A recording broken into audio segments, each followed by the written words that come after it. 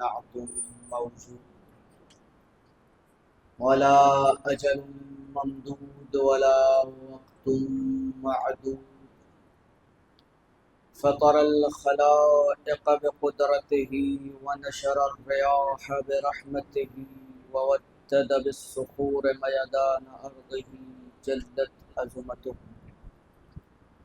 الصلاة والسلام على سيدنا الممجد المصطفى الأمجد المحمود الأحمد أبي الزهراء أبي القاسم محمد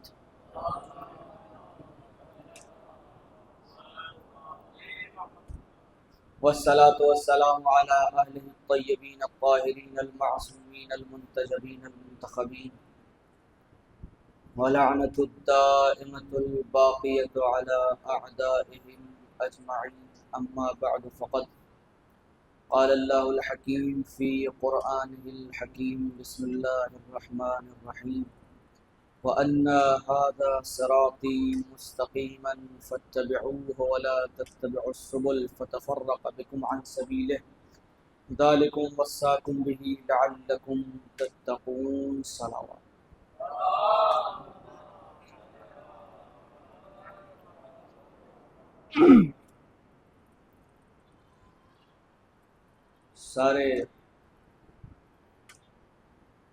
ساری تعریفیں اور سارے درود، ساری حمد و ثنا اس خدائے وحدہ لا شریک، اس خدائے مالک و مختار، اس خدائے ازلی اور ابدی کے لیے کہ جو رات کی تاریکی میں سیاہ چٹان پر چلنے والی سیاہ چیٹی کی آہٹ کو بھی محسوس کرتا ہے۔ ساری تعریفیں اس خدائے قادر و مختار کے لیے کہ جو سمندروں کی گہرائیوں میں رہنے والی مخلوقات کے رزق کا بھی انتظام کرتا ہے۔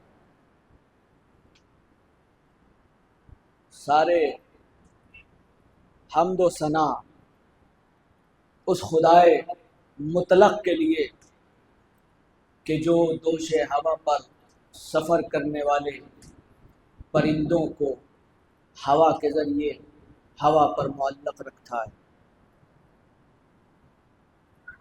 تمام درود اس خدا کے لیے کہ جو صرف انسان ہی کو نہیں بلکہ اس پوری کائنات کے رزق کا انتظام کرتا ہے، اور صرف کائنات میں مومنوں کے رزق کا انتظام نہیں کرتا بلکہ مشرکوں کو بھی رزق دیتا ہے، کافروں تک بھی ان کا رزق پہنچاتا ہے۔ جو خدا کو مانتے ہیں انہیں بھی نعمتیں دیتا ہے، جو اسے تسلیم نہیں کرتے ان تک بھی اپنا رزق پہنچاتا ہے۔ تو وہ خدا کہ جو مشرکوں کا، کافروں کا اتنا خیال رکھتا ہے، تو پھر سوچنے کی بات ہے نا کہ جو خدا کافروں کا، مشرکوں کا اتنا خیال رکھے وہ نبی کے بعد نبی کی امت کو بغیر کسی رہبر کے کیسے چھوڑ سکتا ہے؟ یہ لمحہ فکریہ ہے کہ جو پوری کائنات کے مخلوقات کے رزق کا انتظام کرتا ہے۔ اور شاید میں نے عرض کیا تھا رزق دو طرح کا ہوتا ہے، ایک جسم کا رزق، ایک روح کا رزق۔ وہ خدا کے جو ساری کائنات کے جسم کے رزق کا انتظام کرتا ہے وہ بھلا کیسے یہ گوارا کر سکتا ہے کہ نبی کے بعد نبی کی امت بغیر روحانی غذا کے رہ جائے؟ اس لیے کہ سب سے بڑا مسئلہ تو یہی ہے، لوگوں کا کہنا ہی یہ ہے کہ نبی اپنے بعد کسی کو چھوڑ کر نہیں گئے، نبی نے اپنے بعد کسی کو معین نہیں کیا۔ مگر ذرا انسان دیکھے تو صحیح، اتنا بڑا مسئلہ کہ نبی نے 23 سال امت پر محنتیں کی، انہیں کفر و ضلالت کے اندھیروں سے نکالا، ایمان کی روشنی میں لے کر آئے، اسلام کا نور عطا کیا، اذیتیں اٹھائیں، پتھر کھائے، جنگیں لڑی، صلح کی، اتنی ساری محنتیں رسول نے اپنی امت پر کی، اور جب رسول اس دنیا سے جا رہے ہیں تو کیا اپنی محنتوں کو ایسے ہی برباد دیکھ کر چلا جائیں گے؟ اپنی محنتوں کو ضائع کر کے چلے جائیں گے؟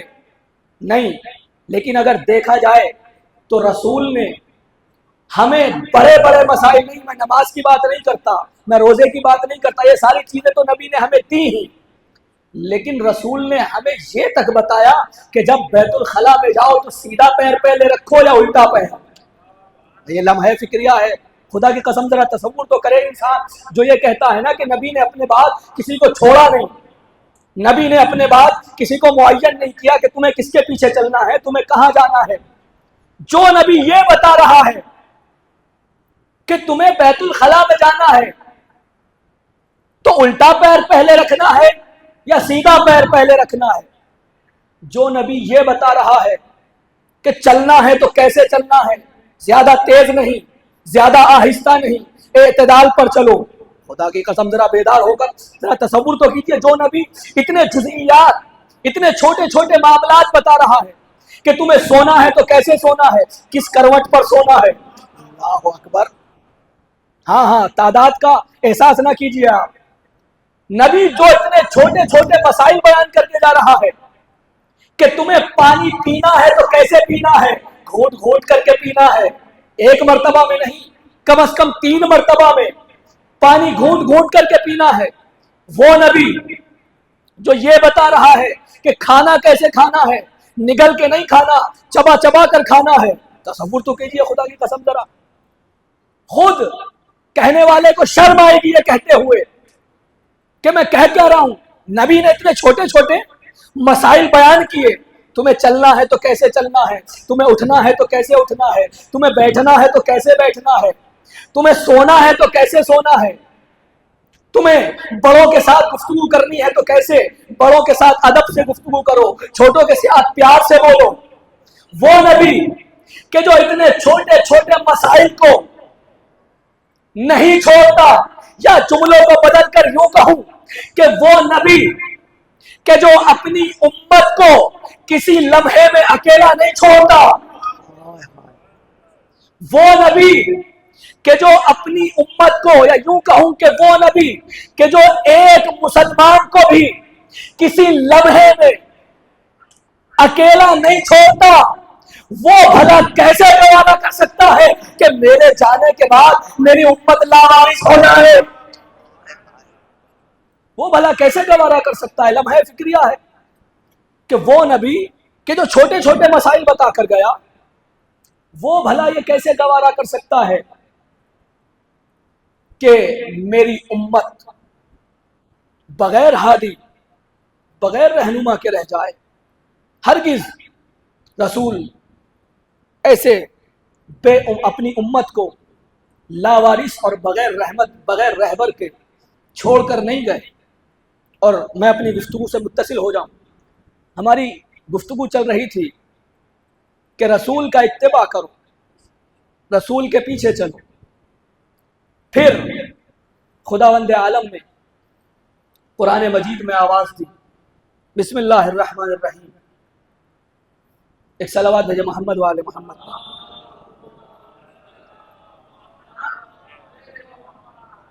یا ایھا الذین آمنوا استجیبوا للہ وللرسول اذا دعاکم لما یحییکم۔ اللہ قرآن مجید میں ارشاد فرما رہا ہے کہ اے ایمان لانے والوں، جب تمہیں رسول بلائے تو رسول کی آواز پر آ جایا کرو۔ جب تمہیں رسول آواز دے، یا ایھا الذین آمنوا اذا دعاکم استجیبوا للہ وللرسول، میرے رسول کی آواز پر لبیک کہو، اذا دعاکم، جب وہ تمہیں آواز دے، ہوگا کیا؟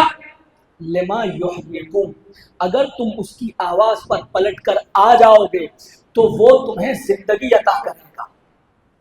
بیدار ہو کر آیت کو ذہن میں رکھیے، اللہ کہہ رہا ہے جب میرا رسول تمہیں آواز دے، تمہیں بلائے، تو تم اس کی آواز پر لبیک کہو تاکہ وہ تمہیں زندگی عطا کرے۔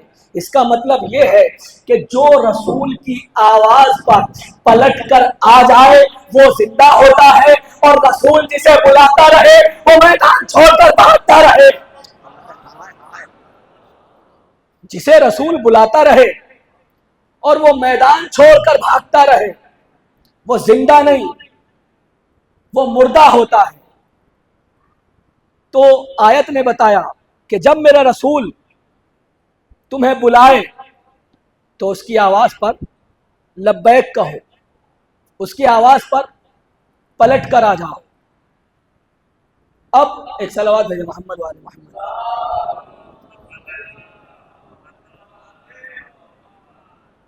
رسول کی آواز پر لبیک کہنا ہے، جب رسول ہمیں آواز دے تو ہمیں پلٹ کر آنا ہے۔ آیت نے کہا، ایک اور آیت سنا دیتا ہوں آپ کو، بسم اللہ الرحمن الرحیم، انکا لا تسمع الموت ولا تسمع الصم الدعاء اذا ولوا مدبرین، اے رسول تم کچھ لوگوں کو آوازیں تو دیتے ہو مگر وہ آپ کی آواز دینے پر پلٹ کر نہیں آتی۔ آپ جانتے ہو کیوں نہیں آتے؟ اس لیے کہ مردے کبھی سنا نہیں کرتے۔ یہ قرآن کی آیت ہے، خدا کی قسم میں اپنی طرف سے نہیں پڑھ رہا۔ انکا لا تسمع الموت، پہلی والی آیت نے کیا کہا؟ اے میرے حبیب جب تم انہیں آواز دو، اگر یہ تمہاری آواز پر پلٹ کر آ جائیں تو یہ زندہ ہیں۔ اگلی والی آیت نے کہا انکا لا تسمع الموت ولا تسمع الصم الدعاء، اے رسول تم کچھ لوگوں کو آواز تو دیتے ہو لیکن یہ تمہاری آواز پر پلٹ کر نہیں آتے۔ جانتے ہو کیوں؟ اس لیے کہ مردے کبھی سنا نہیں کرتے، مردے کبھی سنا نہیں کرتے۔ میں نے ہاتھوں کو جوڑا، پروردگار رسول تو ان لوگوں کو آواز دے رہے ہیں کہ جو بھاگ رہے ہیں، میدان چھوڑ کر جا رہے ہیں، وہ تو دوڑ رہے ہیں، وہ تو سانسیں لے رہے ہیں، اور یہ ساری علامتیں زندگی کی علامتیں ہوتی ہیں۔ خدا کے لیے جاگنا 2 لمحے کے لیے، یہ ساری علامتیں رسول کنہیں آواز دے رہے ہیں؟ رسول دوڑنے والوں کو آواز دے رہے ہیں، جو دوڑ رہے ہیں، جو بھاگ رہے ہیں، جو سانسیں لے رہے ہیں، جو سانس لے رہے ہیں، ان کو اللہ کہہ رہا ہے کہ یہ زندہ نہیں، یہ مردہ ہے۔ میں نے کہا پروردگار یہ تو بھاگ رہے ہیں، یہ تو دوڑ رہے ہیں، یہ تو سانسیں لے رہے ہیں، بس تیرے رسول کی آواز پر پلٹ کر نہیں آتے۔ ساری زندگی کی علامتیں ان کے جسم میں موجود ہیں۔ آواز قدرت آئی، آصف رضا، بس ہم یہی تو بتانا چاہتے ہیں کہ تم افراد سانسوں کا سلسلہ ٹوٹ جانے کو موت کہتے ہو، ہم محمد کا ساتھ چھوٹ جا۔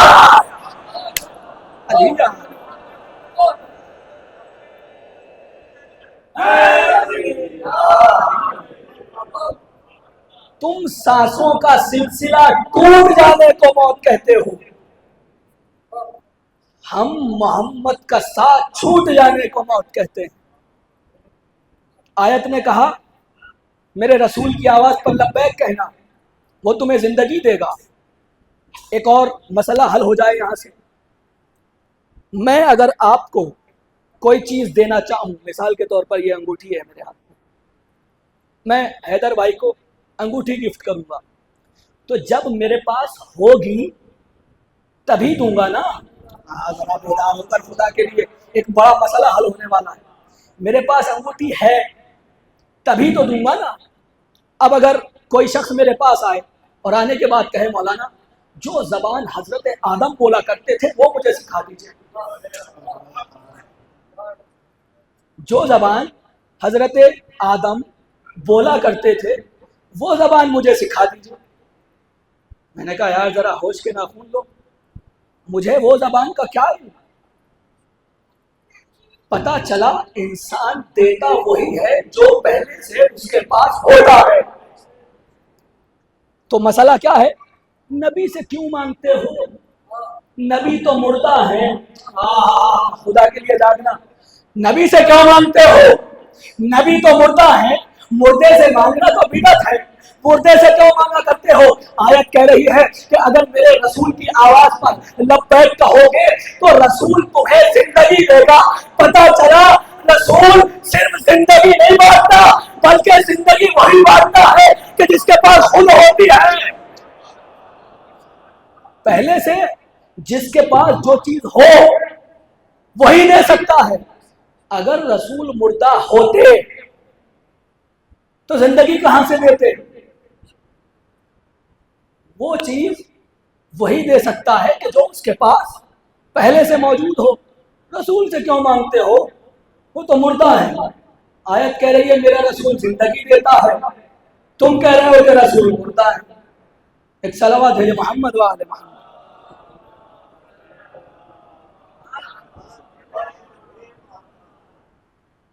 اور آیت نے کہا کہ اگر رسول کے پاس رہو گے، رسول کے پاس آ جاؤ گے تو تمہیں زندگی ملے گی، تو تم زندہ کہلاؤ گے. لیکن اگر رسول سے دور رہو گے تو زندہ نہیں ہو، مردہ ہو.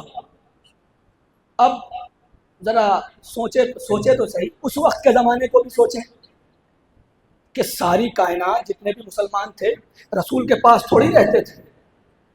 بھائی کوئی شام میں ہے، کوئی فلسطین میں ہے، کوئی عراق میں ہے، کوئی کہیں ہے، کوئی کہیں ہے، کوئی مصر میں ہے. سارے رسول کے پاس تو رہتے نہیں مسلمان. رسول سے بہت دور دراز کا راستہ طے کرنے کے بعد اپنے گھروں میں رہتے ہیں.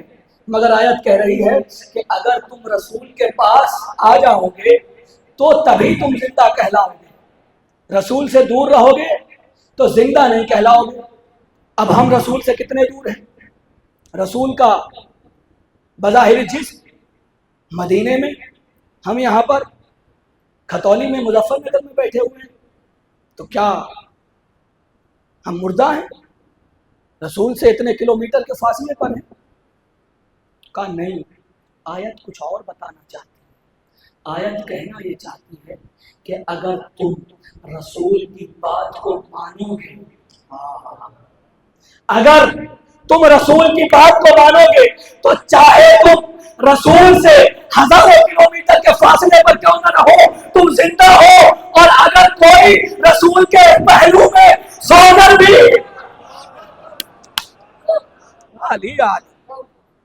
اگر تم ہزاروں کلومیٹر کے فاصلے پر بھی رہو مگر رسول کو مانو، رسول کی بات مانو تو زندہ. اور اگر کوئی رسول کے پہلو میں رہ کر بھی رسول کو نہیں مانتا تو چلتی پھرتی لاش ہے، زندہ نہیں ہے. یہ ہے وہ منزل. تو آیت نے کیا کہا؟ جب میرا رسول تمہیں دعوت دے، اذا دعاکم، جب تمہیں بلائے، جب تمہیں دعوت دے تو اس کی آواز پر لبیک کہنا. یوں تو رسول نے اپنی زندگی میں بہت ساری دعوتیں دی مگر دو دعوتیں بڑی مشہور دعوتیں، خدا کے لیے جاگنا. دو دعوتیں بڑی معروف دعوتیں ہیں. ایک دعوت ذوالعشیر ہے، ایک دعوت غدیر ہے. ذوالعشیر کیا ہے؟ آپ سبھی جانتے ہیں، بس دو جملوں میں بیان کروں ذوالعشیر کیا ہے. ذوالعشیر یہ ہے کہ جب رسول پر اعلان نبوت کا حکم ہوا تو رسول نے اپنے خاندان والوں کو جمع کیا اور جمع کرنے کے بعد کہا کہ اے میرے خاندان والوں، میں اللہ کی طرف سے بھیجا ہوا پیغمبر ہوں. وہ خدا وحدہ لا شریک ہے، وہ واحد ہے، یکتا و یگانہ ہے، اس کا کوئی شریک نہیں، وہ اللہ واحد ہے. یہ ہے دعوت ذوالعشیر. دعوت غدیر کیا ہے؟ کہ جس کا میں مولا اس کا یہ علی مولا. یا جملوں کو بدل کر یوں کہو کہ رسول نے جو دعوت ذوالعشیر میں دیا اسے لا الہ الا اللہ کہتے ہیں، جو غدیر میں دیا اسے علی ولی اللہ.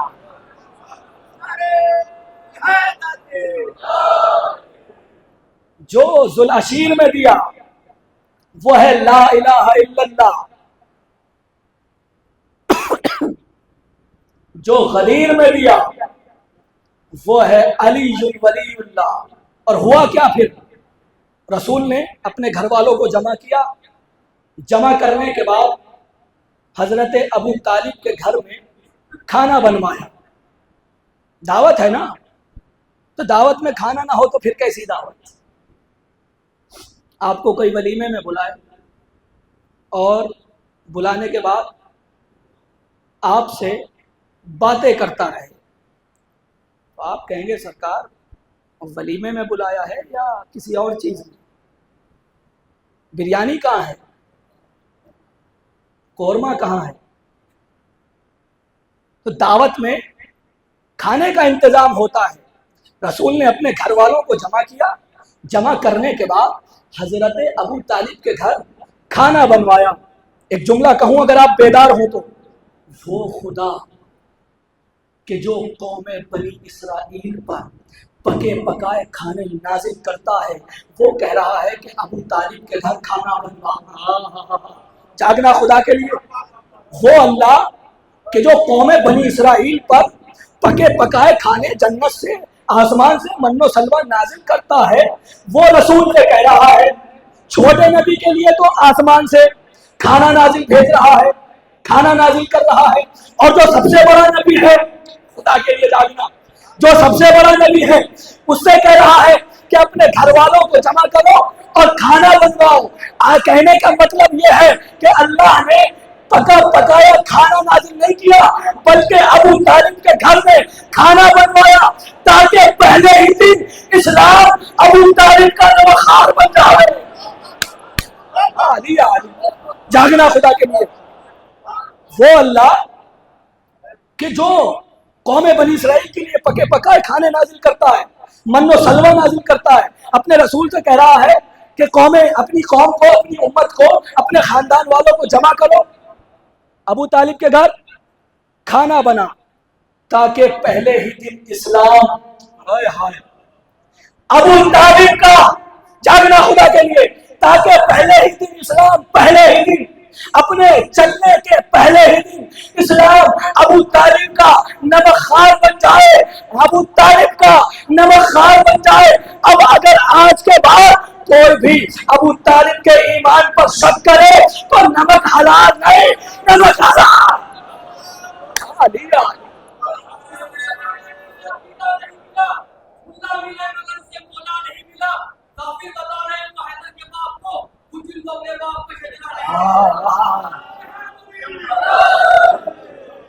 کیا بات ہے آپ کی جی، آپ سلامت رہیں۔ کافر بتا رہے ہیں جو حیدر کے باپ کو، خود جن کے باپ کا بھی میں مان لوں گا کسی اور کو علی کا وسیع، غدیر جیسے ایک اعلان کی دلیل تو دے۔ ہائے ہائے، میں مان لوں گا کسی اور کو نبی کا وسیع، غدیر جیسے ایک اعلان کی دلیل تو دے۔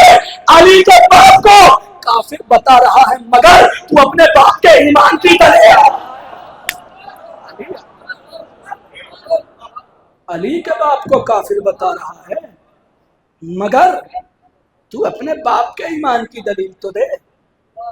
آج کے بعد جو بھی ابو طالب کے ایمان پر شک کرتا ہوا نظر آئے، سمجھ لینا نمک حلال نہیں، نمک حرام ہے، اس لیے کہ اسلام نے پہلے ہی دن ابو طالب کے گھر کا نمک کھایا۔ ایک مرتبہ خطیب ازل امیر کائنات منبر کوفہ پر خطبہ دے رہے تھے، اچانک بیچ میں سے ایک شخص کھڑا ہوا، کھڑا ہو کر کہتا ہے یا علی انت قسیم الجنت والنار و ابو کا معذب فی النار۔ اے علی آپ تو قسیم الجنت والنار ہیں، آپ تو جنت و جہنم تقسیم کرنے والے ہیں، اور آپ ہی کا باپ جہنم میں۔ بس اس جملے کا سننا تھا، صحیفہ ولایت پر سرخی جلالت آئی اور ایک جملہ کہا مہ فضل اللہ فاق، خاموش ہو جا، اللہ تیرے منہ کو توڑے۔ اور اس کے بعد ایک جملہ کہا لو کانا ابی شفع اللہ لو شفع ابی لو شفع ابی علی وجہ الارض علی وجہ الارض لکل معذب فی النار. اگر میرا باپ ابو طالب، خدا کے لیے اس پر توجہ کرنا، ایمان ابو طالب پر کیا حدیث امام علی نے ارشاد فرمائی ہے. کتاب کا نام ہے الغدیر. یہ وہ کتاب ہے کہ جو شیعوں کی سب سے بلند و بالا کتاب ہے، علامہ امینی کی کتاب الغدیر، بڑی معروف کتاب ہے الغدیر. اس میں علامہ نے لکھا ہے اس واقعے کو. کا ایک شخص کھڑا ہوا، کھڑا ہونے کے بعد کہتا ہے علی آپ تو قسیم الجنت والنار، آپ کے بابا جہنم میں. لو شفا ابی لکل مذنب علی وجہ الارض لشفعہ اللہ. اگر میرا بابا، تو کہتا ہے کہ میرا بابا جہنم میں ہے، تو کہتا ہے میرا بابا جہنم میں ہے، تو کہتا ہے میرا بابا آگ میں ہے. اگر میرا بابا ابو طالب کائنات کے سارے گناہ گاروں کے لیے شفاعت کرے تو اللہ سب کو جنت بھیج دے گا. یہ ہے ابو طالب. تو کہتا ہے ابو طالب جہنم میں.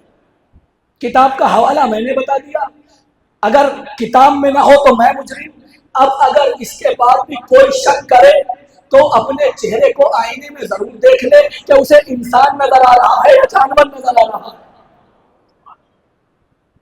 لو ابی لو شفا ابی علی وجہ لکل مذنب علی وجہ الارض. میرا باپ ابو طالب کائنات کے سارے گناہ گاروں کے لیے اگر اللہ سے شفاعت کرے تو اللہ سب کو جنت بھیج دے گا. خدا کی قسم کیا حدیث ہے یہ. کیا ایمان ابو طالب ہوگا؟ یہاں سے ایمان ابو طالب کا اندازہ لگایا جا سکتا ہے. ایک اور حدیث آپ کو سناؤں، صلوات بھیجے محمد وآل.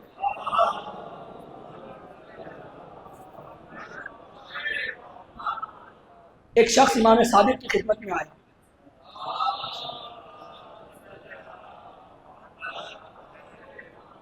امام صادق کی خدمت میں آنے کے بعد کہتا ہے مولا لوگ کہتے ہیں کہ ابو طالب کافر تھے. کہا اچھا. یہاں پر امام نے ایک حدیث ارشاد فرمائی لو وسع ایمان ابی طالب لکفت المیزان و ایمان هذا الخلق علی کفت اخرى لرجح ایمانہ. خدا کے لیے جاننا زور سے نہیں پڑھوں گا اس لیے کہ یہ زور سے پڑھنے والی چیز نہیں ہے، مگر سنیں گے آپ زور سے. امام نے فرمایا کہ اگر ساری کائنات کے انسانوں کے، تو کہتا ہے یا لوگ کہتے ہیں کہ ابو طالب کافر تھے، اگر ابو طالب کے ایمان کو، خدا کے لیے جاگنا، اگر ابو طالب کے ایمان کو اگر کتاب میں نہ ہو تو میں مجرم، خدا کی قسم. اگر ابو طالب کے ایمان کو ترازو کے ایک طرف رکھا جائے، ابو طالب کے ایمان کو ترازو کے ایک طرف رکھا جائے اور اس کائنات کے سارے ایمانداروں کے ایمان کو ترازو کی دوسری طرف رکھا جائے تو ابو طالب کا ایمان اوپر ہوگا. اس سے بڑی حدیث میں آپ کو ایمان ابو طالب پر نہیں سنا سکتا. اگر ابو طالب کے ایمان کو ایک طرف، ساری کائنات کے ایمانداروں کے ایمان کو ایک طرف، ابو طالب کے ایمان کا درجہ سب پر بھاری ہوگا. یہ ہے خدا کی قسم ابو طالب. لوگ کہتے ہیں ابو طالب کافر، ابو طالب کافر. ابو طالب نے اسلام کو دیا کیا؟ یہ ہے وہ ابو طالب. بس تاکہ میں الگ نہ ہو جاؤں اپنی منزل سے، کیا کہا کہ جو رسول کی آواز پر لبیک کہے وہ زندہ. رسول نے 2 دعوتیں مشہور دی. پہلی دعوت کا نام دعوت ذوالعشیر، دوسری دعوت دعوت غدیر.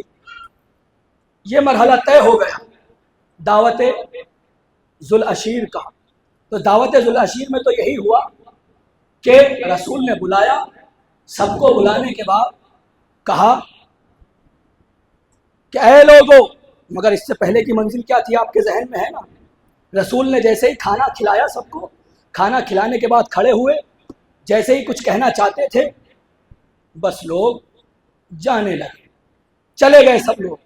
دوسرے دن پھر دعوت کا انتظام کیا گیا، لوگ آئے، کھانا کھایا، چلے گئے۔ آج بھی کچھ اس طریقے کے لوگ ہمیں مل جایا کرتے ہیں۔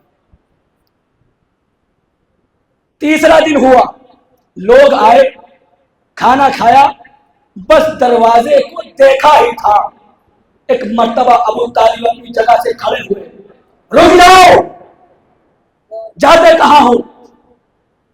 اور حضرت رسول کو اشارہ کر کے کہا، قم یا سیدی یا مولائی، اے میرے سید و سردار، اے میرے مولا، کھڑے ہو جائیے اور جو آپ کو کہنا ہے ان سے کہیے۔ چشمے توحید اس منظر کو دیکھ رہی تھی کہ اے ابو طالب، تو نے میرے رسول کو صرف 40 لوگوں کے سامنے مولا کہا، ہل جزاء الاحسان الا الاحسان، احسان کا بدلہ۔ اے ابو طالب، تو نے میرے رسول کو فقط اور فقط 40 لوگوں کے سامنے مولا کہا، اگر میں نے تیرے بیٹے کو لاکھوں کو بچنے کے سامنے مولا، یہ ہے۔ ہو گئی دعوت، بیان کیا رسول عربی نے کہ میں اللہ کا بھیجا ہوا پیغمبر ہوں، جو میرے کام میں مدد کرے گا وہی میرا خلیفہ ہوگا، وہی میرا جانشین ہوگا، وہی میرا وصی ہوگا۔ بس کیا تھا، کوئی کھڑا نہیں ہوا، وہی کھڑا ہوا کہ جو بستر رسول پر سویا تھا، وہی کھڑا ہوا، کہا آقا میں آپ کے اس امر میں آپ کی مدد کے لیے آمادہ ہوں۔ بس فوراً نبی نے علی کو اپنے پاس بلایا، ھذا اخی و وصیی و خلیفتی من بعدی، دیکھ لو یہ میرا بھائی ہے، یہ میرا وصی ہے، میرے بعد یہ میرا خلیفہ ہے۔ یہ ہو گئی دعوت ذوالعشیر۔ دعوت غدیر میں کیا ہوا، ایک قافلہ حج کرنے کے بعد بڑی تیزی سے اپنے گھروں کی طرف لوٹ رہا تھا، اچانک رسول نے کہا رک جاؤ، کچھ باتیں کرنی ہیں۔ بس جو آگے نکل گئے تھے دوڑا کر پیچھے بلایا گیا، جو پیچھے رہ گئے تھے جلدی ان کے لیے انتظار کیا تاکہ سب آ جائیں۔ جب سب اکٹھا ہو گئے رسول نے کہا سلمان، جی حامل قرآن، ممبر لے کر آ۔ کہا یا رسول اللہ، صحرا ہے، بیابان ہے، نہ درخت کا سایہ، کہاں سے ممبر لے کر آؤ؟ کھجور کی لکڑی کا بھلا درخت بن سکتا ہے؟ اتنے موٹے موٹے، اس میں تو تنے بھی نہیں ہوتے نا، تنے ہوں تو کسی طریقے سے ممبر بنایا بھی جائے۔ کہا یا رسول اللہ کہاں سے ممبر بناؤں؟ کہا اچھا پھر ایسا کرو، یہ اونٹ دیکھ رہے ان کے پالانوں کو اتار دو، ان کے پالانوں کو اتار دو۔ کہا ٹھیک ہے یا رسول اللہ۔ پالان اتار لیے گئے۔ اب منظر کیا تھا، پالانوں کو اتارا گیا، پالان پہ پالان، پالان کے اوپر پالان، پالان کے اوپر پالان، اس کے اوپر نبیوں کا سلطان، پالان کے اوپر پالان، پالان پہ پالان، اس کے اوپر نبیوں کا سلطان، ہاتھ میں کلے ایمان یعنی فرزند عمران، ہائے ہائے، پالان پہ پالان، اس کے اوپر نبیوں کا سلطان، ہاتھ میں کلے ایمان یعنی فرزند عمران، ہو گیا ولایت کا اعلان، جو خوش ہوا وہ سلمان، جو چل گیا وہ شیطان۔ علی آل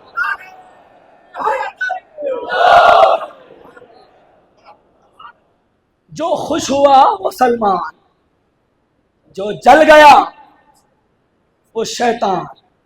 یہی تو ہوا تھا نا کہ جب اعلان ولایت ہو چکا تو کسی خیمے کی آڑ سے کسی کے رونے کی آواز آئی. صحابیوں نے پوچھا یا رسول اللہ اس خوشی کے موقع پر رو کون رہا ہے؟ کہا تم نہیں جانتے یہ شیطان اور کچھ شیطان صفت افراد رو رہے ہیں. یہ شیطان اور شیطان صفت افراد تھے کہ جو غدیر کے اعلان کو سن کر جل گئے. اور اس کے بعد کی کیا منزل؟ اعلان ہو گیا، غدیر کا اعلان ہوا. اب ایک صلوات بھیجے محمد والے محمد.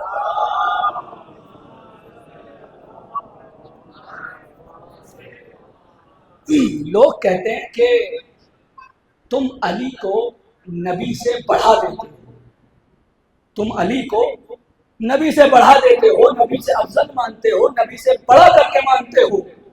خدا کی قسم یہ ہم پر تہمت ہے. ہم نے کبھی علی کو نبی سے نہیں بڑھایا.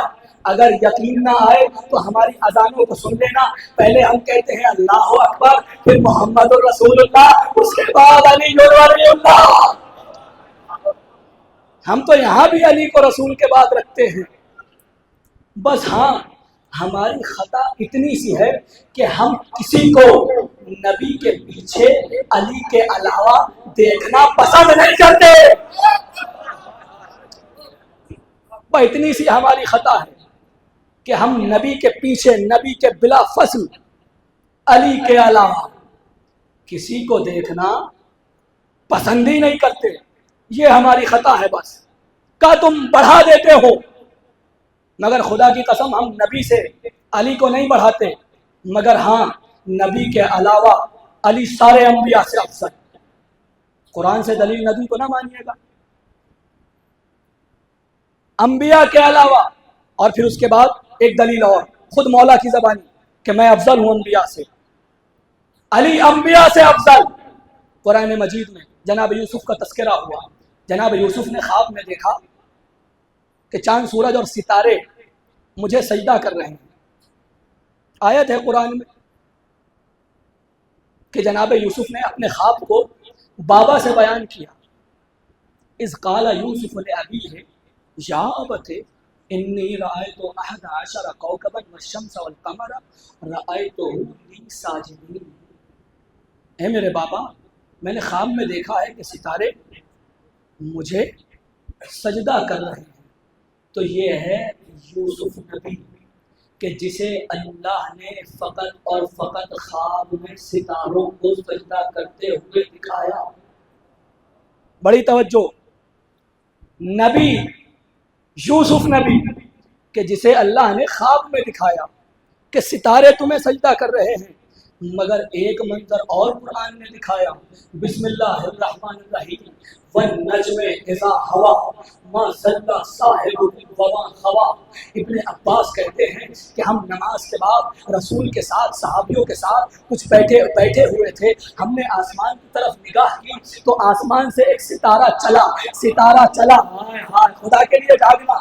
آسمان سے ایک ستارہ چلا، آسمان سے ستارہ چلا، وہ مدینے کے اوپر آ کر رک گیا. وہ مدینے کے اوپر آ کر رک گیا.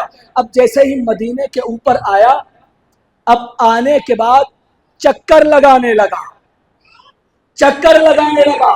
کہ بھئی کبھی کسی صحابی کے، کبھی کسی صحابی کی چھت پر، کبھی کسی صحابی کی چھت پر. میں نے کہا اے ستارے، تو چکر لگا کر ان صحابیوں کو چکر میں کیا ڈال رہا ہے؟ کہا ستارے تو چکر لگا کر ان صحابیوں کو چکر میں کیوں ڈال رہا ہے؟ سیدھا آ کر تجھے جہاں اترنا ہے آ کر اتر جا. ستارے نے کہا آصف رضا تم نہیں جانتے یہ بڑے بدتمیز لوگ ہیں. اگر میں سیدھا آ کر در علی پر گر جاتا تو لوگ بعد میں کہتے ستارہ خود بخود آ کر ٹوٹ کر گر گیا. ستارہ خود بخود آ کر ٹوٹ کر کہیں بھی گر گیا. ہو سکتا ہے ہمارے دروازے پر آ کر گر جاتا، ہو سکتا ہے وہاں جا کر گر جاتا، ہو سکتا ہے وہاں جا کر گر جاتا. یہ تو اتفاق سے علی کی چوکھٹ میں آ کر گر گیا. کہا میں بتانا ہی یہ چاہتا ہوں تاکہ ان سب کو پتا چلے کہ میں اتفاق سے نہیں گرا، میں اس کی مرضی سے گرا. تو اللہ نے علی کی چوکھٹ پر ستارے کو سجدہ کرایا، تو یوسف وہ ہے کہ جسے خواب میں ستارے کو سجدہ کرایا جاتا ہے، علی وہ ہے جسے حقیقت میں اس کی چوکھٹ پر ستارہ اتارا جاتا ہے۔ یہ ہے علی۔ پوچھا جناب ساسا بن سوہان نے، آقا آپ افضل ہیں یا آدم؟ کہا تزکیۃ المرء لنفسہ قبیح، انسان کا اپنے منہ اپنی تعریف کرنا اچھا نہیں ہوتا۔ یہاں لیا پوچھا آپ افضل ہیں یا آدم؟ کہا اپنے منہ سے اپنی تعریف کرنا اچھا نہیں ہوتا، مگر میں کیا کروں، اللہ نے قرآن میں آیت جو رکھی ہے وَأَمَّا بِنِعْمَتِ رَبِّكَ فَحَدِّثْ، اللہ نے جو تمہیں نعمتیں دی ہیں اسے بیان کیا کرو۔ کہ میں اس آیت کے حکم الہی کے ذیل میں جب تم نے پوچھا ہے تو میں بتاتا ہوں۔ یا علی آپ افضل یا آدم؟ کہا میں افضل۔ کہا دلیل کیا ہے؟ یہ دلیل ساسا نے اپنے لیے نہیں مانگی تھی، ساسا جانتے تھے بعد میں کچھ بدبخت لوگ آئیں گے جو بغیر دلیل کے نہیں مانیں گے، اسی لیے قرآن سے علی نے دلیل دی تاکہ ہر قرآن کو کافی سمجھنے والا اس کو مانے۔ قرآن سے دلیل دی علی نے، آپ افضل یا آدم؟ کہا علی افضل ہے۔ کہا آقا دلیل کیا ہے؟ کہا تم نے قرآن نہیں پڑھا؟ اللہ نے جب جناب آدم کو جنت میں رکھا تو آدم سے کہا تھا یا آدم دیکھ رہے ہو اس درخت کو، لا تقربا هذه الشجرہ، اس درخت کے قریب نہ جانا۔ اس درخت گندم کے تفسیر کے اعتبار سے کہا جائے تو اس گندم کے درخت کے قریب نہ جانا۔ اللہ نے آدم کو روکا تھا کہ گندم نہ کھانا، مگر آدم نے پھر بھی کھا لیا۔ اللہ نے علی کو گندم کھانے سے روکا نہیں تھا، لیکن علی نے پوری زندگی جو پر گزاری۔ یہ ہے علی کا زہد، یہ ہے کہ آدم کو روکا تھا مگر آدم نے پھر بھی کھایا۔ علی کو روکا نہیں تھا مگر علی نے پھر بھی ساری زندگی گندم نہیں کھایا، جو کی سخت روٹی علی نے کھائی۔ آقا آپ افضل یا نوح؟ کہا میں افضل، اس لیے کہ نوح کی قوم والوں نے جب نوح پر اذیتیں دی، نوح کو آزار و اذیتیں دی، تو جناب نوح نے ان کے لیے بد دعا کی، اور جناب نوح کے بیٹا کافر بھی تھا، مگر علی کو بعد رسول اتنی اذیتیں دی گئی مگر علی نے کسی کے لیے بد دعا نہیں کی، اور علی کا بیٹا کوئی کافر نہیں، جوانان جنت کے سردار ہے۔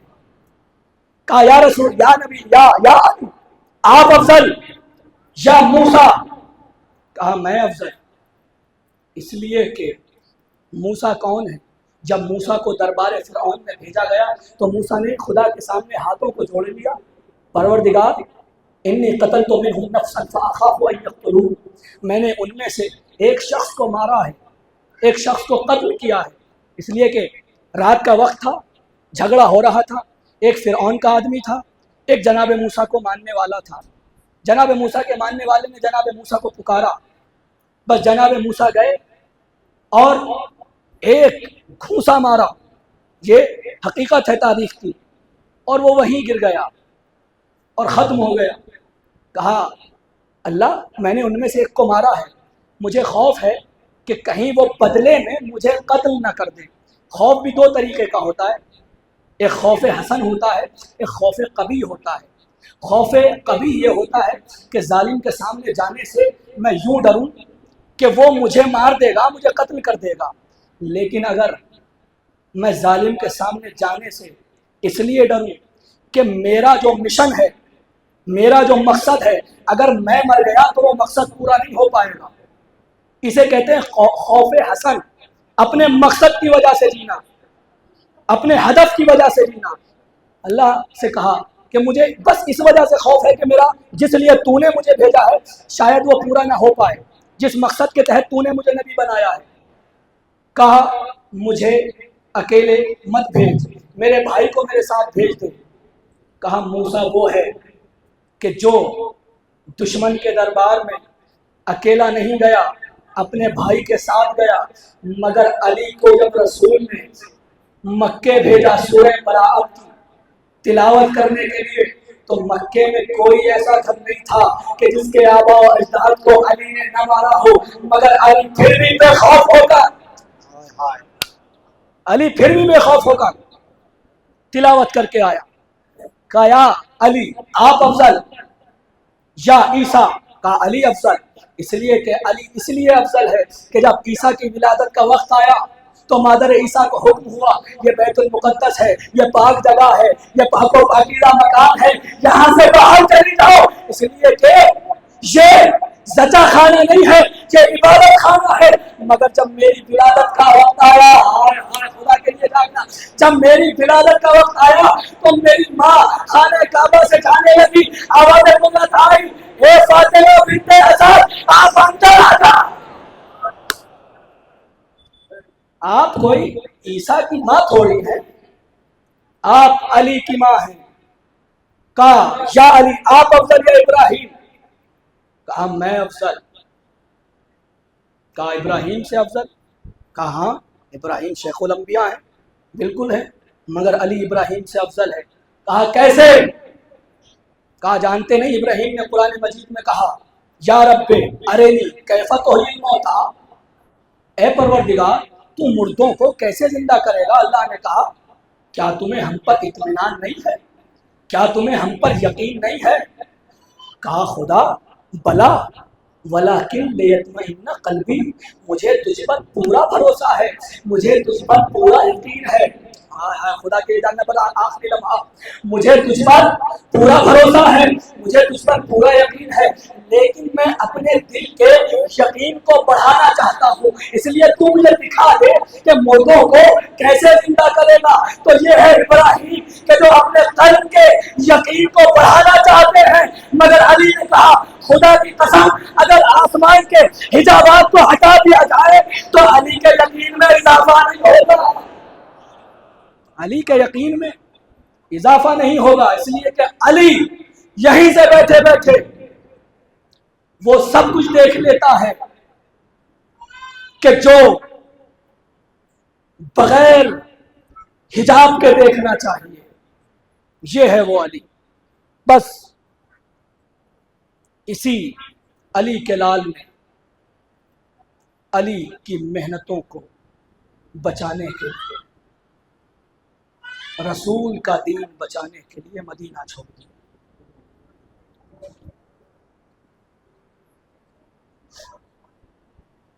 فوجوں پہ فوجیں آنے لگی،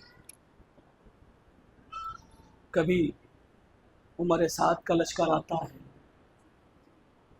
کبھی شمر کا لشکر آتا ہے، جناب زینب گھوڑوں کی ٹاپوں کی آواز سے بہل جاتی ہے، اے بھیا حسین۔ کبھی پسان سعد کا لشکر آتا ہے، کبھی شمر ذی الجوشن کا لشکر آتا ہے، بھیا آپ کا کوئی چاہنے والا نہیں ہے، بھیا آپ کے لیے کوئی نہیں آ سکتا۔ بس حسین نے خط لکھا، من الحسین الغریب الی الرجل الفقیر حبیب بن مظاہر، غریب حسین کی طرف سے حبیب بن مظاہر کی طرف۔ قاصد لے کر حبیب بن مظاہر کے دروازے پر حسین کا خط پہنچا، دق الباب کیا۔ حبیب سنتے رہتے ہیں، آپ کھانا تناول فرما رہے تھے، فرمایا کون؟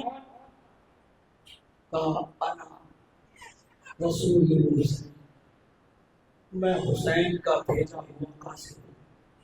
بس جیسے ہی حبیب نے حسین کا نام سنا کھانا چھوڑ دیا، اٹھ کر دروازے پر آئے، دروازہ کھولا، خط کو لیا، کھولا نہیں، کھولنے سے پہلے آنکھوں سے لگایا، سر پر رکھا، چومنے لگے، خط کو کھولا، کھولنے کے بعد کیا دیکھا؟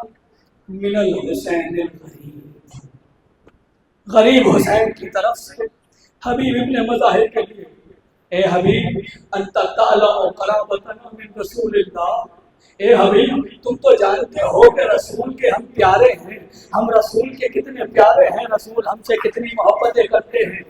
رسول ہم سے کتنی محبتیں کرتے ہیں. اے حبیب تم جانتے ہو کہ حبیب رسول ہم سے کتنی محبتیں کیا کرتے ہیں. تمہیں نہیں پتا کہ ہم نرغے آدھا میں گر چکے ہیں, ہم نرغے آدھا میں گر گئے ہیں. اے حبیب اگر ہو سکے تو جلدی ہماری مدد کے لیے آ جانا. اے حبیب آپ میری طرف توجہ رہیں گو, انہوں نے سنبھال لیا ہے اسے, آپ میری طرف توجہ رہیں. وہ بھی حسین ہے, یہ بھی حسین کا تذکرہ ہو رہا ہے. اے حبیب ہم نرغے آدھا میں گر چکے ہیں, ہم نرغے آدھا میں گر چکے ہیں. اگر کسی طرح سے ہو سکے تو ہماری مدد کے لیے آ جانا. بس حبیب نے فوراً خط کو بند کیا, گھر میں تشریف لائے, اور گھر میں آنے کے بعد زوجہ نے پوچھا اے حبیب کس کا خط ہے؟ کہا میرے آقا حسین کا خط ہے.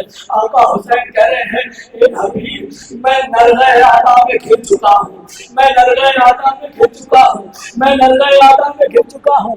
میری مدد کے لیے ہو سکے تو آ جانا, میری مدد کے لیے آ جانا. مگر میں سوچتا ہوں کہ کوفے کے حالات خراب ہیں, جاؤں گا تو کیسے جاؤں گا, جاؤں گا تو کیسے جاؤں گا. ایک مرتبہ زوجہ کو جوش آیا اور کہتی ہے اے حبیب اگر تم حسین کی مدد کے لیے نہیں جانا چاہتے تو گھر میں بوتا ہو کر بیٹھ جاؤ, میں حسین کی مدد کے لیے جاؤں گی. ایک مرتبہ جب حبیب نے یہ جملے سنے کہا اے میری زوجہ میں تو تیرا امتحان لے رہا تھا, میں حسین کی مدد کے لیے جاؤں گا, میں حسین کی نصرت کے لیے جاؤں گا. اپنے غلام کو اپنا رہنمائی دیا اور دینے کے بعد کہا پورا مقام پر جا کر کھڑے ہو جانا. بس میں نے مختصر کر دیا, آپ میری طرح متوجہ رہیں خدا کے لیے. آپ اے حبیب اے میرے غلام پورا مقام پر جا کر میرے رہنمائی کے ساتھ کھڑے ہو جاؤ. میں کسی طریقے سے نکلتا ہوا, دشمنوں سے بچتا ہوا میں تجھ تک پہنچ جاؤں گا. بس نکلنے سے پہلے زوجہ نے, حبیب کی زوجہ نے حبیب کو ایک وصیت کی کہ جب کربلا میں پہنچنا تو میری طرف سے حسین کے ساتھ ایک عمل کرنا, وہ میں جگہ پر بتاؤں گا. کیا کہا تھا حبیب کی زوجہ نے؟ بس حبیب آنے میں دیر ہو گئی. حبیب کا غلام اپنے گھوڑے سے, حبیب کے گھوڑے سے کہتا اے میرے آقا کے رہوار اگر میرا آقا نہ آیا نا, ہائے ہائے حسین کی مظلومیت کیا ہے خدا کے لیے تصور تو کیجیے. آپ غلام کہہ رہا ہے اگر میرا آقا نہیں آیا نا تو میں تجھ پر سوار ہو کر حسین کی مدد کے لیے جاؤں گا. بس حبیب نے چولوں کو سن لیا, سر کو بھیگ کر کہا ہائے حسین اتنا غریب ہو گیا.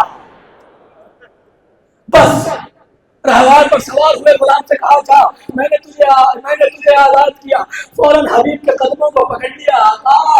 آقا اپنے ساتھ زندگی میں اپنے ساتھ رکھا, اب موت کے بعد اپنے ساتھ نہیں رکھنا چاہتے. بس حبیب نے اپنے غلام کو ساتھ لیا, میدان کربلا پر وارد ہوئے. دور سے اڑتی ہوئی دھول کو دیکھا, گرد و غبار کو دیکھا. بس حسین نے دیکھا کہ کون آ رہا ہے. جیسے ہی قریب آئے ارے حبیب ہے, ارے فضا سے پوچھا جناب زینب مجھے ذرا باہر جا کر تو دیکھو میرا بھائی کس سے مل رہا ہے. ارے جناب فضا نے کہا اے شہزادی ارے بھائی کے بچپن کا دوست حبیب آیا ہے. ارے جیسے شہزادی نے سنا کہ حبیب آئے ہیں, فضا سے کہا اے فضا حبیب کو جا کر ہمارا سلام کہنا. ارے فضا در خیمہ پر آئی, آنے کے بعد کہا اے حبیب علی کی شہزادی حسین کی مظلوم بہن آپ کو سلام کرے گا. ارے حبیب نے اپنا کعبہ پھیرا, زمین کربلا کی خاک سر پر ڈالا, ماتم کرنا شروع کیا. آج شہزادیوں پر کیسا وقت آ گیا. ہاں خدا کے لیے پرسا دو حسین کو. ہائے حسین پر, ہائے حسین کی مظلوم بہن پر کیسا وقت آ گیا کہ شہزادیاں غلاموں کو سلام کر رہی ہیں. بس حبیب آئے, اجازت لی, اجازت لیتے ہیں اور اجازت لینے کے بعد صحابی جاتے رہے ایک کے بعد ایک کے بعد ایک. مسلم ابن اوسجہ شہید ہوئے. مسلم ابن اوسجہ کی لاش پر حسین پہنچے, حسین کے ساتھ حبیب پہنچے. حبیب اور حسین مسلم ابن اوسجہ کی لاش پر ہے, دم نکلنے والا ہے. حسین سے مسلم ابن اوسجہ نے کہا آقا میں نے آپ کے لیے سب کچھ قربان کر دیا، آپ مجھ سے راضی ہو گئے، مولا آپ مجھ سے راضی ہو گئے۔ ایک مرتبہ حسین نے مسلم ابن اوسجہ کو سینے سے لگا دیا، ہاں میں تم سے راضی ہو گیا، مگر ہاں حسین کا ایک اور غلام ہے جسے جون کہا جاتا ہے۔ ارے جون جب حسین کی خدمت میں آنے کے بعد کہتے ہیں آقا مجھے بھی مرنے کی اجازت دے دیجیے، حسین اجازت نہیں دیتے۔ دوبارہ جون آتے ہیں، آقا مجھے بھی مرنے کی اجازت، حسین اجازت نہیں دیتے، اور صحابی جنگ کے لیے گئے، شہید ہوئے۔ پھر جون ایک مرتبہ حسین کی خدمت میں آیا، آقا مجھے بھی اجازت دیجیے، حسین اجازت نہیں دیتے۔ جملے سنے تھے جون کے، جون کیا کہتے ہیں، آقا مجھے پتا ہے آپ مجھے اجازت کیوں نہیں دیتے، آپ مجھے اس لیے اجازت نہیں دیتے نا کہ میرا رنگ سیاہ ہے، میرے جسم سے بدبو آتی ہے، میرے خون سے بدبو آتی ہے، آپ مجھے اس لائق نہیں سمجھتے۔ آقا میں آپ کے ساتھ شہید ہو رہا ہوں، آپ مجھے اس قابل نہیں سمجھتے، آپ مجھے اس قابل نہیں سمجھتے کہ میں آپ کے ساتھ شہید ہو رہا ہوں۔ ایک مرتبہ حسین نے جون کو سینے سے لگایا، جاؤ جون تمہیں اجازت ہے۔ جون جیسے ہی میدان کارزار میں گئے، جنگ کرنا شروع کی۔ ایک مرتبہ جون نے آواز دی، اے آقا جان کا آخری سلام۔ ارے حسین دوڑے ہوئے جان کی میت پر پہنچے، جان کے لاشے پر پہنچے، جان کا دم نکل رہا تھا۔ ایک مرتبہ کیا ہوا، ارے جان زخموں سے چور تھا، بس حسین سے کچھ نہ کیا گیا۔ حسین نے بس ایک کام کیا، ارے اپنے رخسار کو جان کے رخسار پر رکھ دیا، اے جان تم الا لعنت اللہ علی اعداء الظالمین رضا بقضائہ وتسلیما بامرہ۔ ہمارے لحاظ تجھے پنجہ پاک کا واسطہ ہماری اس مختصر عبادت کو قبول فرما، جو بے اولاد ہیں ان سب کو بالغ صالح انسان، جو اس دنیا سے گزر چکے ہیں ان سب کی مغفرت فرما، جو باحیات ہیں ان سب کو پورے عمر سے سلامتی فرما، جو مریض ہے خصوصاً جو بچہ مریض ہے اس کو شفاء کامل و صحت عاجل عنایت فرما۔ بار الہ سب کو اپنے حسین کی زیارت نصیب فرما، جو اپنے پاک کا واسطہ تمام علماء کرام راج اعظام آیت اللہ سیستانی آیت اللہ بشیر تمام مراج اعظام کا سایہ ہمارے سبوں پر قائم رکھ۔ امام آخر حجت آخر امام اعظم کو تحجیل فرما، ہم سب کو شمار فرما۔